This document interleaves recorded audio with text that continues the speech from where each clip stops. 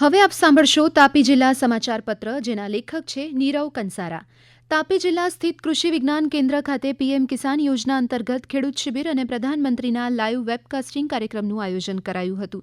આ કાર્યક્રમમાં તાપી જિલ્લાના કુલ 232 ખેડૂત ભાઈઓ બહેનોએ ઉત્સાહપૂર્વક ભાગ લીધો હતો, જે દરમિયાન ખેડૂતોને સરકારની વિવિધ કલ્યાણકારી યોજનાઓ વિશે અવગત કરી ખેડૂતો વધુને વધુ કૃષિલક્ષી યોજનાઓનો લાભ મેળવે તે અંગે માર્ગદર્શિત કરાયા હતા.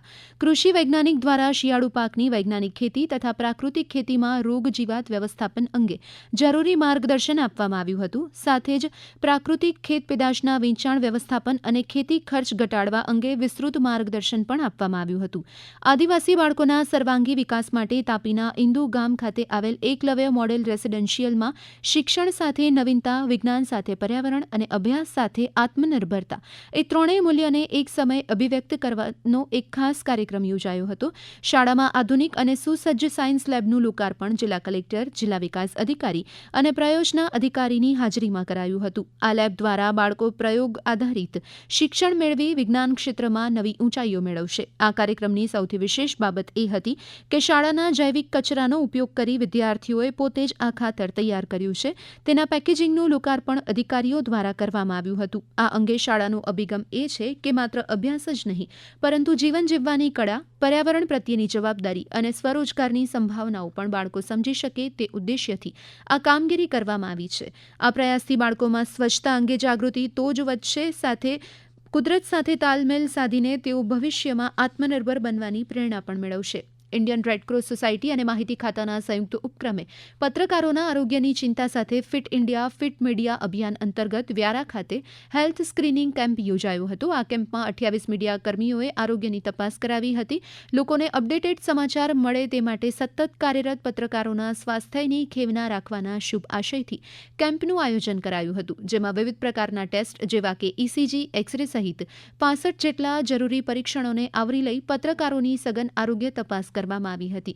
ગ્રામ્ય વિસ્તારને શહેરો સુધી જોડવાને માટે રસ્તાઓનું મહત્વ ખૂબ જ વધી જાય છે, ત્યારે ગુજરાત સરકારે ગ્રામ્ય વિસ્તારના લોકો મુખ્ય પ્રવાહમાં જોડાય તે માટે રોડ રસ્તાના કામમાં વિવિધ યોજનાઓ અંતર્ગત કરોડો રૂપિયાની ફાળવણી કરે છે. તે અંતર્ગત તાપી જિલ્લાના સોનગઢ અને ઉકાઈ તાલુકામાં ધારાસભ્ય કુંવરજી હળપતિ દ્વારા 7 કરોડથી વધુની રકમના ગ્રામ્ય વિસ્તારના રસ્તાઓના નવીનીકરણ માટેના ખાતમુહૂર્ત કર્યા હતા.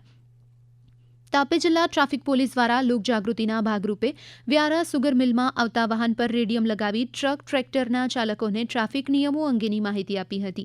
અકસ્માતની સંખ્યા પર નિયંત્રણ લાવવા માટે સરકારની સૂચનાથી ટ્રાફિક વિભાગ સમયાંતરે લોકજાગૃતિના કાર્યક્રમ કરતી હોય છે અને સરપ્રાઇઝ ચેકિંગ કરી ટ્રાફિક નિયમોનો ભંગ કરનાર વિરુદ્ધ દંડની કાર્યવાહી પણ હાથ ધરવામાં આવે છે.